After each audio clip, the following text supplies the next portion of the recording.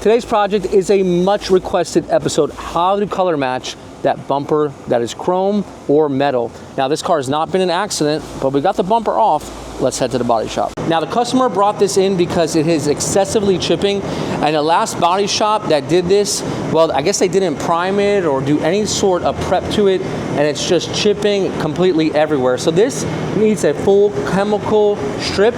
We're going to show you how to strip it and how to use the proper procedures and materials so it doesn't chip again.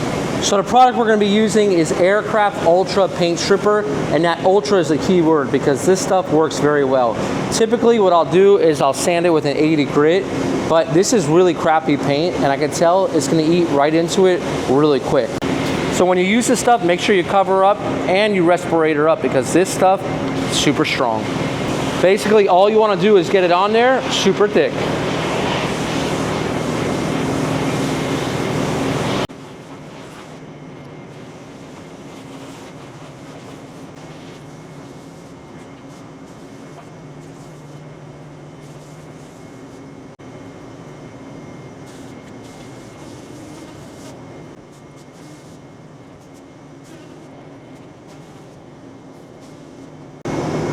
And by the time I'm finished with the other end, we go to the beginning, it's already starting to wrinkle up.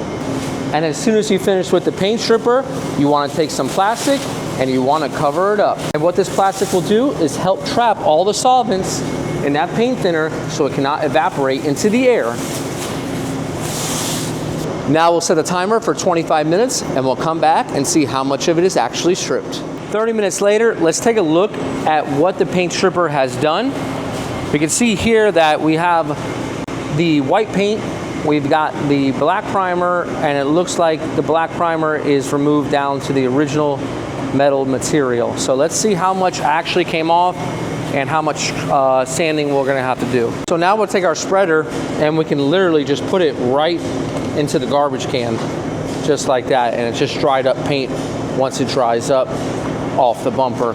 And majority of it is gonna scrape right off.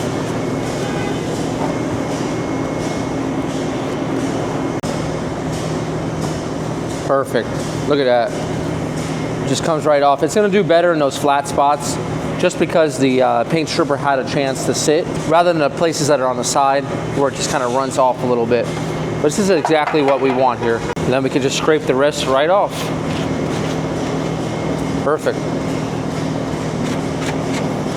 And after the paint remover has done its job, this is what it looks like. Now, if you have any paint remover left, which we don't, you can go over in these spots and it will take it off. But we're gonna use our pressure washer at a very narrow tip, and that is gonna help us remove the rest.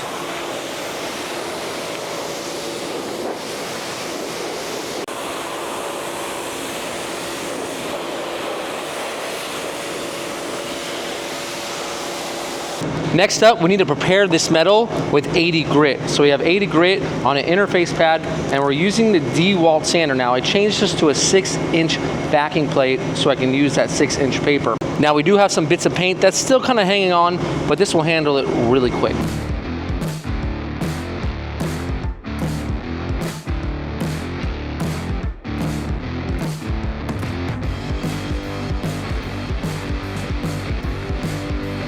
And here we are off camera. We did a little bit more sanding. You can see how the metal has a nice 80 grit sand scratch.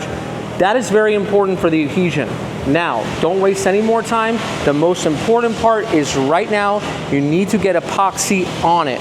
And you need to use an epoxy that is a 2-part epoxy out of a spray gun that's nice and thick to protect the metal, and also to make sure that we have a nice protection and adhesion so we don't get any sort of peeling, flaking, or chipping once this is installed and painted back on the vehicle.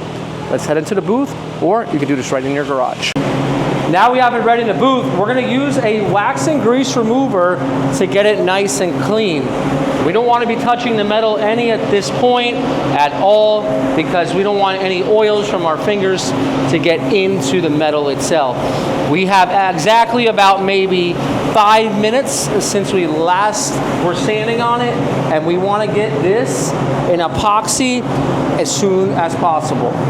So we'll get it all cleaned up And once we get it cleaned up, I'll talk to you about what your options are as far as epoxy, whether you want to use it as a sealer or you want to use it as a primer.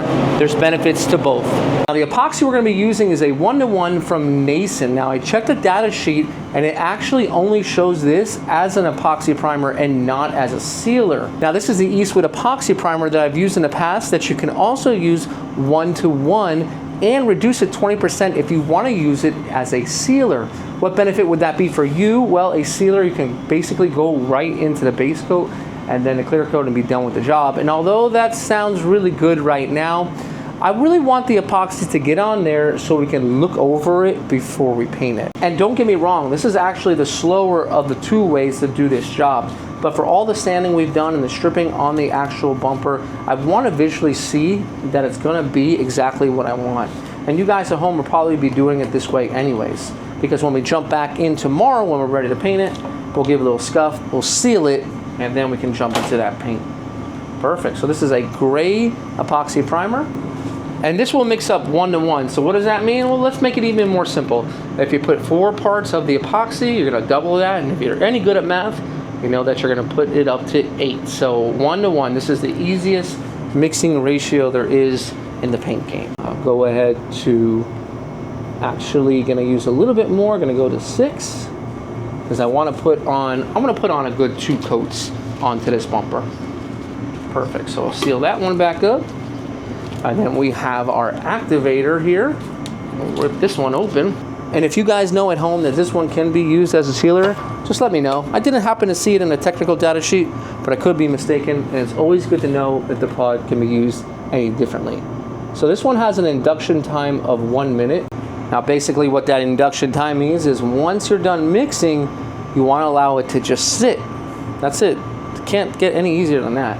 Allow this to sit 1 minute.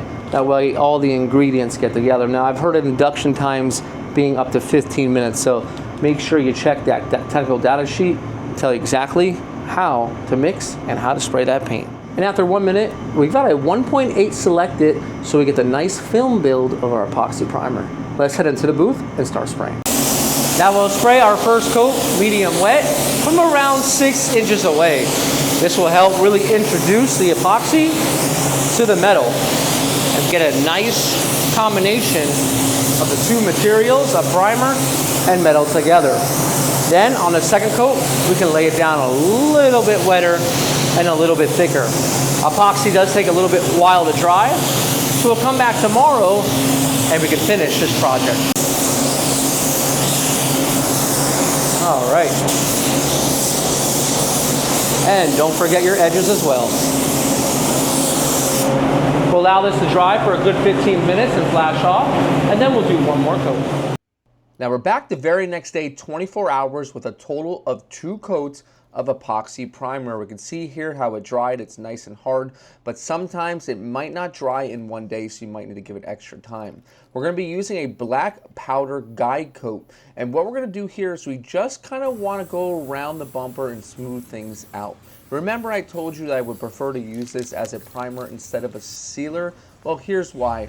After doing some stripping, we have a lot of work and a lot of sanding on that metal. So we just want to ensure that we have a smooth surface for our next step. If we had gone right into the sealer, well, with all the work we had done, if we had some areas that just weren't perfect, then we would be stuck with them because we go right into paint without the option of sanding. Now I want you to hold tight here too, because we can have an additional step to add more primer or sealer in just a moment here. But what I like to do is sand this down with a P320, and then I go over with a maroon scuff pad in all those tight areas. Also keep in mind, epoxy primer doesn't really sand well. It's just for the corrosion protection, so you just want to go and knock it down with that P320. Now we're going to use a sealer. Now in the collision world, the sealer is going to be the best option for me at this step. But if you're at home and you don't want to use a sealer, well, don't worry. You can use a primer. That's right, a regular 2K urethane primer. You can put that down over the epoxy, sand that down, and then you can paint it just like you traditionally would. What would this do for you? Well, you have an added feature of being able to once more smooth out the surface with a little bit more ability to sand and level using a 2K urethane sealer primer. In our case, since we use a regular sealer without the primer, we can go right into it, and what a sealer will allow us to do is to put a base coat right on top. That's right, there's no need to actually sand the sealer. It has additives in it, and it's formulated in such a way that base coat can go on top with it without having to sand. And the beauty of it all is that we're using a white sealer, and our white sealer, well, it matches the truck, so we'll be able to put base coat on it and save on our base coat material and get good coverage within about a coat and a half. After the sealer's done, we're ready for the base coat. Now this base coat was actually a pearl base coat. And for the base coat, I ended up putting 2 coats of base on. I always like to tell you guys, get coverage plus 1 coat. And that's exactly what we did here. It's a very super white base coat with a beautiful yellow pearl right on top. Now for the pearl coat, I ended up putting about maybe 3 to 4 coats of pearl just to kind of get it to yellow up just the way I want it to match the rest of the truck. Once the pearl was all down, then we were ready for the next step. With all our hard work behind us, it was ready to see this shine. So we whipped out our Iwata Series 2 spray gun, and we're ready to put down the clear coat. And once you lay down that clear coat, everything comes together. You can see all your hard work come together, and the beautiful shine and a beautiful prep that you did behind it. Not only does it look good, but it's going to last going down the road. See, the biggest problem you're going to have is not prepping properly, getting a nice paint job, and then what? Putting it back on the vehicle and it chipping down the road. It's just something that's going to start you back over at zero after it's been painted. Now with all paint jobs, it receives 2 coats of high solids clear. So let's sit back and listen to the sounds of the Iwata Series 2.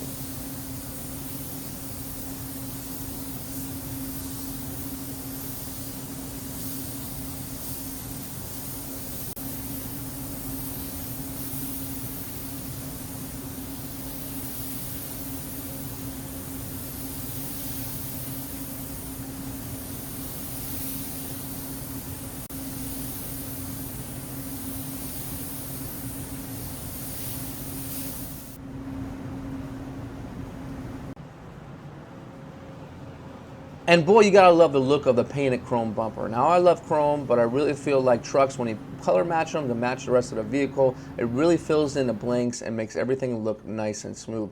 So we're gonna go ahead and get this back onto the vehicle. Now once we got it back on the vehicle, I just couldn't let these little filler bumpers go. So on the house, I went ahead and sent them down and take care of them for the customer. That way, you know, the customer has a beautiful, nice looking front end. And these were pre-painted somewhere else, and they just didn't really match well. They're a little bit too yellow. And honestly, it's just something I could not let go. I mean, we had popped them onto the vehicle and they did not look right, but now they do. And there's a certain satisfaction you can get by just completing some jobs like this. Everything looks nice and complete. The front end looks beautiful, it looks fresh. And I know that customers are gonna be really, really happy with it. Well guys, this is Brian from Paint Society reminding you, don't overthink it. It's just paint. See you guys on the next episode.